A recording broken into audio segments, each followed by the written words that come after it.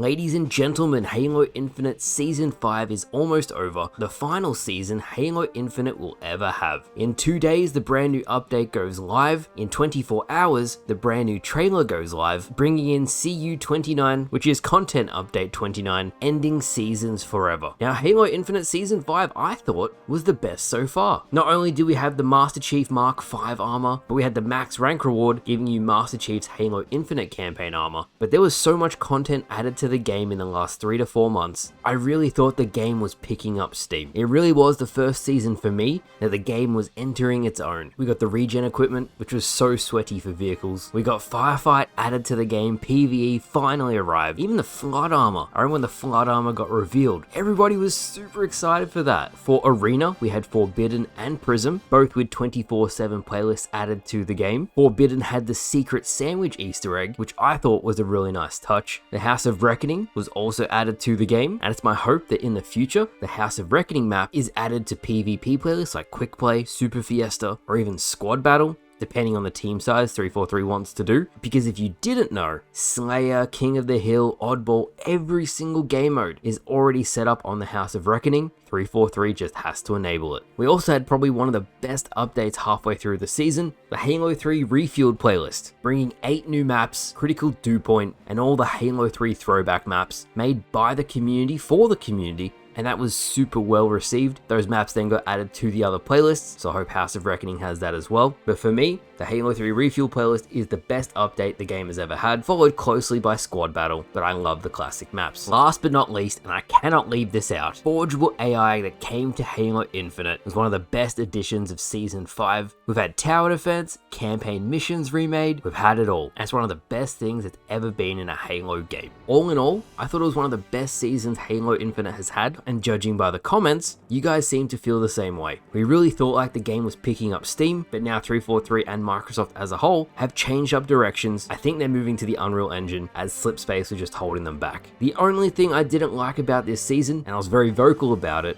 was the Christmas update. It felt very weak. The Tenrai 3 event, with all the samurai themed maps, it had its own playlist. That was an amazing event. And then you have the Christmas event, one snow map, no dedicated playlist, and to this day, over half the population haven't played the map. As a little side note, if you do want a full recap of the season, a Halo YouTuber named Magpie and Leon did a fantastic job summing up the whole season, so I'm linking that in the description below. So that brings us to today, the next step in Halo Infinite's life cycle. Content Update 29, and people are split right down the middle on whether it's a good or a bad thing. The people who say it's a bad thing love Halo Infinite and don't want 343 to move on from the game yet, and the people who think it's a good thing are saying that because 343 is finally moving on from Halo Infinite. The Slipspace engine has so many problems, it was holding the franchise back, and it's probably one of the main reasons they're moving engines. So in the time we have left for Halo Infinite, and we've been talking about this a lot the last couple days, what should Halo Infinite add realistically in the last 1 to 2 years of its life? What do you think 343 should add? And that is the question. For me, they have to add at least one vehicle. There has not been a single new vehicle